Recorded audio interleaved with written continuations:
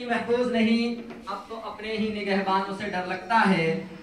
और डंके की चोट पे जालिम को बुरा कहता हूँ, डंके की चोट पे जालिम को बुरा कहता हूँ, मुझे सूली ना जिंदानों से डर लगता है। वाह वाह। और आले जनाब सभी को मेरा सलाम। बात हो रही है मेक इन इंडिया की, इंडिया में बनाओ।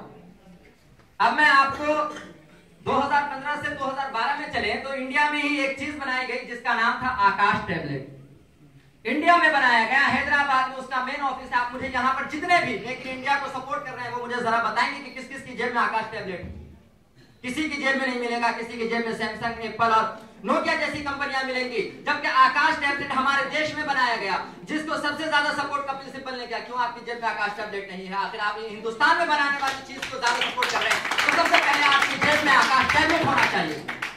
अब जरा हम बात करते हैं कि हिंदुस्तान में बनाओ। अब हम बात कर रहे हैं मैन्युफैक्चरिंग की, कि हमारे देश में बनेगा तो उसकी जो है उसका दाम कम होगा, वो लोगों के हर इंसान के पास पहुंच पाएगा। आकाश टैबलेट आज के मुकाबले में 7,000 8,000 के टैबलेट के मुकाबले में 3,000 का था, आज किसी के जेब में क्यों नहीं है? क्योंकि हम अपने ही देश की चीजों को कम नापते हैं, कम आंकते हैं, क्योंकि हमें लगता है कि बाहरी कंपनियां जो बनाती हैं वो ज्यादा बेटर होता है और हिंदुस्तान जो बनाता है वो कम बेटर। ऐसी सोच हमारे लिए।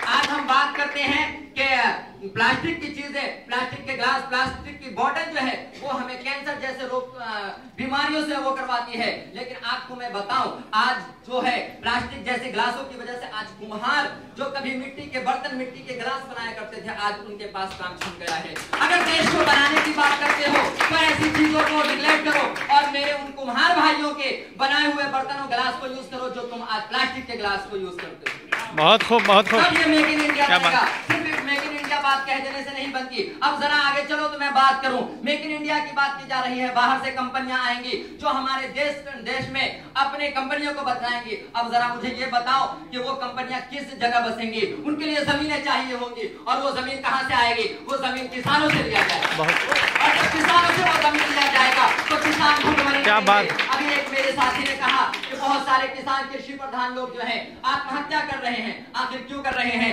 क्योंकि उनकी जो जमीनें कल उपजाऊ हुआ करती थी आज वो अनाज नहीं उगा।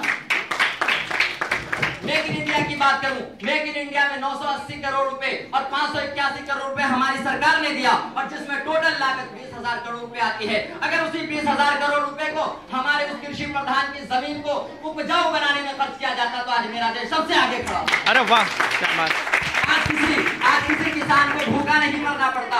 आज वो कुम्हार जो कल कभी मिट्टी के बर्तन बनाकर अपना पेट पाला करते थे, आज उन्हें भूखे नहीं सोना पड़ता। अब जरा बात की जाए, बाहर की कंपनियां आएंगी, वो पिज्जा बर्गर खाने वाली होंगी, क्या मेरे देश में आकर वो दाल चावल खाना पसंद करेंगी?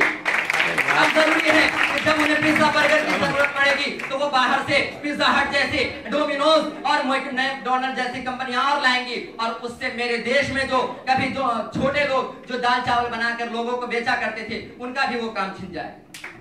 अगर मेक इन इंडिया बनाने की बात करते हो तो उन कामों को करो जिसे सबसे ज्यादा देश को जरूरत है, उन कामों से नहीं जिसको अभी देश को जरूरत नहीं है। और मेक इन इंडिया की कंपनियां जो यहाँ आएंगी, जो कंपनियां यहाँ आएंगी वो किन लोगों को वहां काम पे देंगी? जिनके पास ITI होगा, जिन्होंने ITI से ग्रेजुएशन किया होगा, ITI से इलेक्ट्रिसिटी का काम किया होगा, पॉलिटेक्निक किया होगा, इकोनॉमिक्स किया होगा। क्या वो उन इंसानों को काम देंगी जो 5वीं पढ़कर भी आज गाजीपुर मुर्गा मंडी जैसे इसमें अकाउंटेंट का काम करते हैं?